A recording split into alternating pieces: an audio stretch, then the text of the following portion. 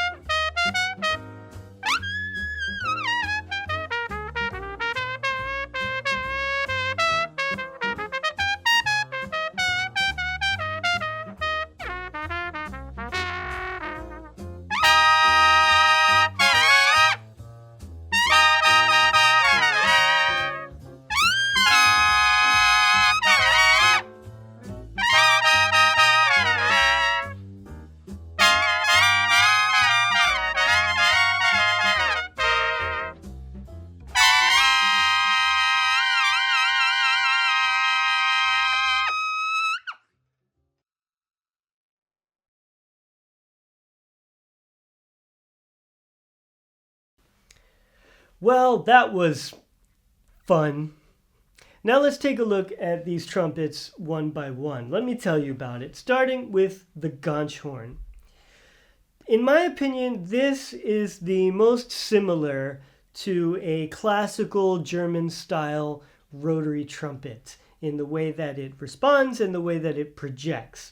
It's got this beautiful dark sound. It's full of these lower overtones, and it's really great for playing in a blending situation, playing really well in tune, and has great accuracy. The difference in the rotors between this and the other is that all of these other ones have rotors that move directly up and down. The rotors on the Ganch horn have a little bit of a diagonal movement to them, and this takes a little bit of getting used to. If I was playing something in a chamber music or a classical solo setting where I needed a nice blend and great precision, the Ganch horn would be the one that I choose. Moving on, I'm a little bit biased because this spider is my personal instrument, and I've been playing this for the past 5 years or so. This is a great horn when you're changing volumes. You can go from a really nice, fuzzy, soft sound to a sizzle that will fit perfectly in a pop band without changing anything, just by blowing a little harder, and everything in between. It's really great. It's got a wonderful look to it. I love the way the bell curves up. It looks good on stage, and it helps me hear myself. The only downside of that is that this will not fit in a regular single trumpet case. Now, the Raveni trumpet is no surprise that this was designed by James Morrison. You don't have to push very hard for it to get that sizzle in the sound. And that's maybe because the lead pipe is about twice as long as the lead pipes in all of these other instruments. Also, the rotors here have such a smooth, small movement to them that I almost feel like it's a danger that my fingers will start moving faster than my brain can think. But not only is it a beautiful instrument, great sounding instrument, this is also made in a cornet version, which is a completely different instrument. Today, I've only been playing the trumpet version of the Raveni.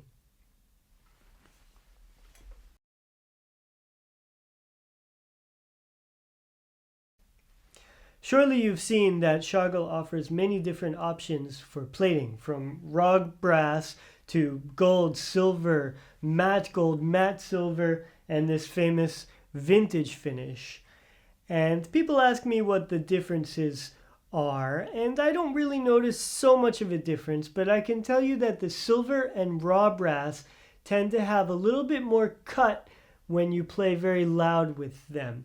That can cut over a big ensemble, whereas the gold finish tends to be easier to find the center of the note, gives you a little bit more stability.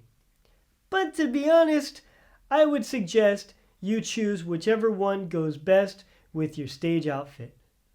Oh yeah.